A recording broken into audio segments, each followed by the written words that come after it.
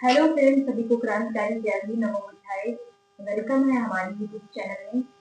तो आज माता रमाबाई का परिनिर्वाण दिवस है, तो मैं उनको सबसे नमन करती हूँ क्योंकि माता रमाबाई का त्याग और संघर्ष जो हम लफ्जों में बयान नहीं कर सकते हैं।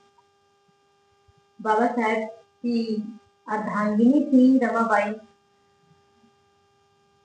जो इतनी महान थी कि बाबा साहेब का हर कदम कदम पर साथ दिया।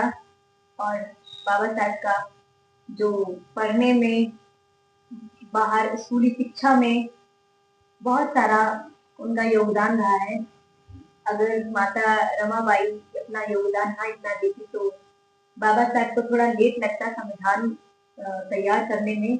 जो काम उन्होंने इतना, समझ लो कि माता रमाबाई के संघर्ष से ही वो थोड़ा आसान हो पाया उनकी जिंदगी का। जो माता रमाबाई उनकी साथी बन के आई और उनके कदम से कदम मिला के चलती रही और बाबा साहेब के संघर्ष में अपना हाथ बटाती रही। दोस्तों, माता रमाबाई जब बाबा साहेब बाहर पढ़ने के लिए चले गए लंदन, तो माता रमाबाई जो है वो गोबर के उपले पास थे और उनको बेच के फिर जो भी उनके पास पैसा बनता था वो बाबा साहेब को भेज देती थी खर्चे के लिए। अपने 4 बच्चे भी पालती थी और 4 बच्चे क्या 5 बच्चे भी उनको 5 बच्चे हुए थे, जिनमें से 4 बच्चों की मृत्यु हो गई थी और एक बच्चे जिनका नाम था यशवंत राव, वो जीवित रहे थे।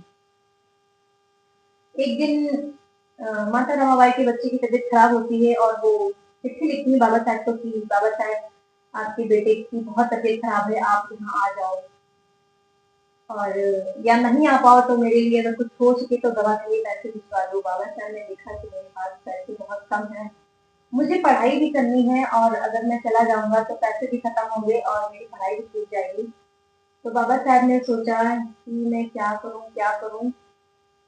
फिर बाबा साहब के बेटे की मृत्यु हो जाती है और बाबा साहब नहीं जा पाते हैं, क्योंकि उन्होंने सोचा कि आज अगर मैं यहाँ से जाऊंगा तो फिर आने वाली जो पीढ़ी है वो सारे तमाम बच्चे यूं ही मर जाएंगे। मेरा तो एक बेटा जाएगा, आने वाले समय में बहुत सारे बेटों की मृत्यु होगी, क्योंकि उस समय में छुआछूत इतना ज्यादा चरम सीमा पे था कि लफ्जों में बयान नहीं कर सकते। तो उनके बेटे की मृत्यु हो जाती है और रमाबाई उसका अंतिम संस्कार कर देती हैं। बाबा साहब उधर बहुत दुखी होते हैं, बीमार भी पड़ जाते हैं बेटे की याद में। रमाबाई फिर लिखती हैं कि बाबा साहेब, जो हुआ सो हुआ, आप अपने जो काम को, अपने पढ़ाई को जारी रखिए, क्योंकि आपको जो ये छुआछूत है उसको एकदम जड़ से खत्म करना है, पाखंडवाद, छुआछूत। बाबा साहेब को माता रमाबाई के जो संदेश थे, जो शिक्षा थी, उनको बहुत साहस मिलता था और बाबा साहेब अपने कार्य में सफल होते जाते थे।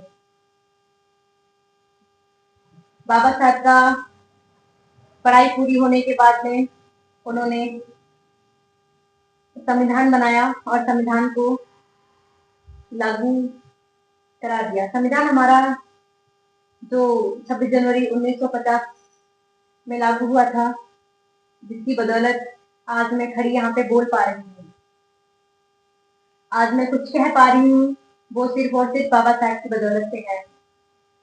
तो मैं माता रमाबाई को एक बार और अपनी श्रद्धांजलि देती हूँ, उनको नमन करती हूँ कि माता रमाबाई, आप कितनी धन्य थी, आप कितनी भाग्यवान थी जो बाबा साहब की पत्नी बनकर आई और उनका बराबर साथ दिया।